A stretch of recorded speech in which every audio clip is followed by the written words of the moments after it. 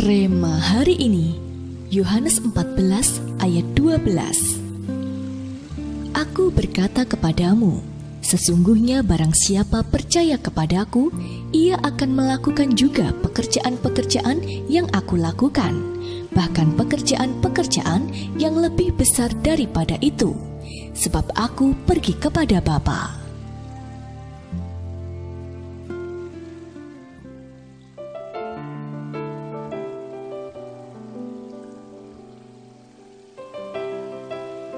Setelah janji Bapa tentang turunnya Roh Kudus digenapi, Tuhan mulai membawa gerejanya masuk dalam kegerakan apostolik. Jemaat mula-mula menanggapinya dengan begitu berapi-api. Semakin hari mereka bertumbuh dalam Tuhan dan pertobatan jiwa-jiwa semakin nyata. Di tengah-tengah gegap gempita arus gerakan itu adalah seorang wanita penjual kain ungu di kota Tiatira yang mengalami pertobatan karena pemberitaan Paulus dan Silas. Ia pun dibaptis dan mengalami hidup yang baru. Namun pertobatannya tidak berhenti sampai di situ. Ia dipenuhi dengan urapan apostolik, sehingga ia membuka rumahnya sebagai tempat pemberitaan Injil. Akibatnya, pertobatan jiwa-jiwa semakin masif terjadi. Dicatat di Alkitab bahwa ketika Paulus dan Silas keluar dari penjara di kota itu, mereka pergi ke rumah Lydia.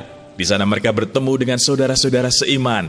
Hal ini menunjukkan bahwa rumah Lydia menjadi pusat penjangkauan Kristen dan peribadahan di Filipi. Hal ini tidak mungkin terjadi tanpa pengurapan Roh Kudus.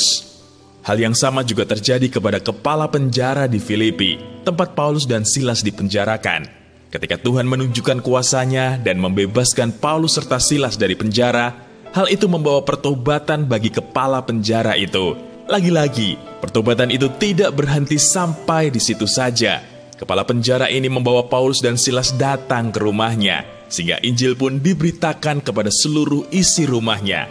Inilah yang terjadi jika urapan apostolik dicurahkan. Tidak bisa tidak, pertobatan jiwa dan pelipat gandaan jumlah orang yang diselamatkan pasti terjadi. Ini bukan tentang apa pekerjaan kita, apa pelayanan kita, apa jabatan kita, ataupun apa masalah yang sedang menimpa kita. Namun tentang sejauh mana kita mau meresponi mandat apostolik dari Tuhan. Siapapun kita, pasti bisa dipakai Tuhan. Karena itu, mari bersiap, tanggalkan semua beban dan mulailah melihat bahwa Tuhan sedang benar-benar membawa gerejanya masuk dalam kegerakan apostolik akhir zaman.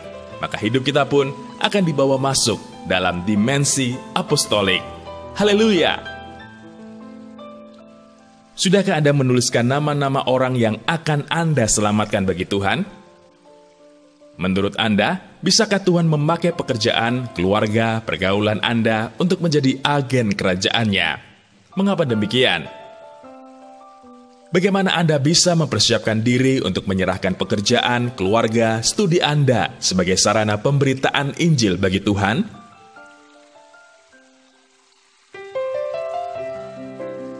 Tuhan, terima kasih atas keselamatan yang sudah Engkau anugerahkan bagi kami.